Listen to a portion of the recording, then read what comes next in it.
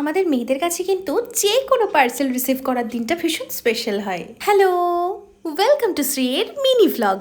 কিছুদিন আগে যখন দিশা অনামিকার কাছে গেছিলাম, তখন অনামিকার পেজ আলতা থেকে আমি দুটো শাড়ি নিয়েছিলাম। শাড়ি দুটো কবে হাতে পাবো সেই অপেক্ষাতেই কিন্তু কাটছিল আমার দিন। তখনই অনামিকা ফোন করে বলল ও আজই আমাকে হ্যান্ড টু হ্যান্ড শাড়ি দুটো ডেলিভারি করবে। আর এই যে অনামিকার থেকে শাড়ি দুটো পেয়ে তো আমি ভীষণ এক্সাইটেড ছিলাম কখন বাড়ি যাব আর কখন খুলে শাড়ি দুটো দেখবো। আর বাড়িতে ঢুকে খাওয়া দাওয়া বাদ দিয়ে তো আমি শাড়ি দুটো নিয়ে বসে পড়েছিলাম। আমি না ছোট থেকে ভীষণ শাড়ি পরতে পছন্দ করি। আমার মায়ের আলমারিতে যত শাড়ি আছে আমার মনে হয় সব পরা হয়ে গিয়েছে। বেশ কিছুদিন ধরে ধনেখালি শাড়ির প্রতি আমার একটা আলাদাই ভালো লাগা কাজ করছে।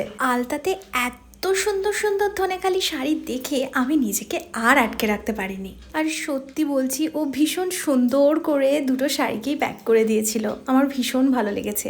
আর সাথে একটা নোটও ছিল যেটা খুবই কিউট ছিল। আর শাড়ি দুটো তো আমার এক্সপেকটেশনের থেকেও অনেক বেশি সুন্দর। আমি ভীষণ হ্যাপি হয়েছি। Thank you Anamika, thank you Alta, এত সুন্দর সুন্দর শাড়ির জন্য। তাহলে আজ এখানেই শেষ করি, টাটা।